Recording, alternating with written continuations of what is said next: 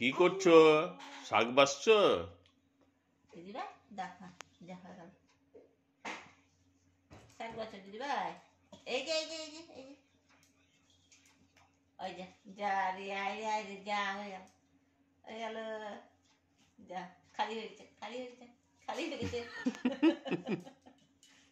এই বাছি বাছি শাক বাছি শোনা এই যে বাছো বাছো দিদিভাই এই যে কে বাছে গো? ফেলবে না কিন্তু, হ্যাঁ ফেলবে না।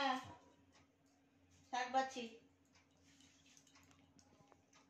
মুখে দেয় না, কি মুখে দিচ্ছ? চিরা খাও। এই যে যা হয়ে গেল রে, যা যা যা কমিয়ে দিল।